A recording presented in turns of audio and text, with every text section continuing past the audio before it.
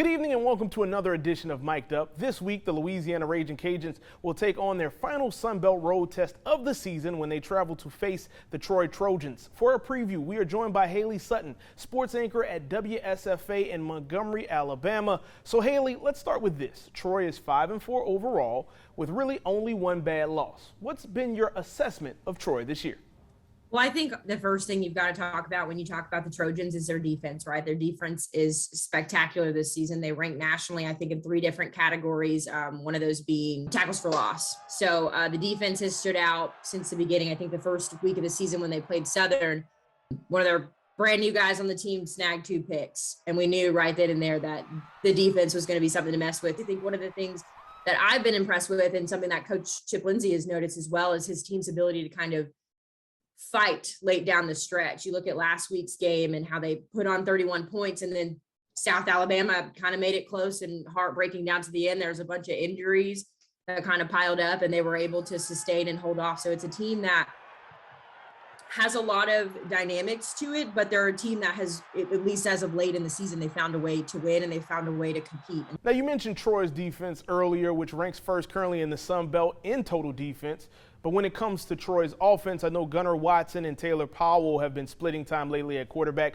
What's your assessment of the QB situation? Personally, this has nothing to do with anything. Just if I had to pick personally, I thought that Coach Lindsey was going to go with Gunnar at the beginning of the season. Gunnar did a great job of stepping in last year as a true sophomore and, kind of taking command of the offense. He was new to the starting quarterback role, and I think he did a really good job of fitting right in and taking over that starting quarterback position. Unfortunately, we've kind of learned that Gunnar is a little bit injury prone. He likes to, I think, do some things a little bit bigger than what he is. And so, as a result, he picks up some injuries. And then you bring in a guy like Taylor Powell, a guy who has SEC experience. He's Mr. Arkansas his senior year.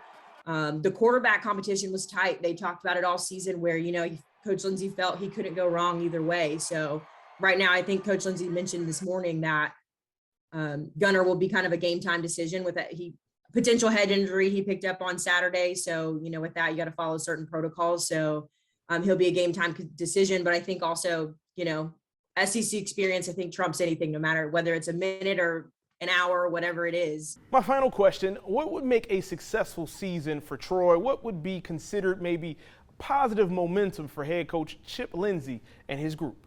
Well, I think this is a pivotal season for Chip Lindsey. He got his first season out of the way, and then he had a weird year with COVID where they were right on the cusp of bowl eligibility. And how dramatic does it get at the end of the season with that final game getting canceled, right, for them to not be able to make bowl eligibility. So I think this year is a really good chance to show that, that Chip is, he's known for being an offensive coordinator, but I think this is a good chance for them to show like he can run a football team as well. But I think even more than that, it's just getting back to a bowl game, right? Like you talked about the history that Troy has. We know their, capabilities in the past when they do play in bowl games.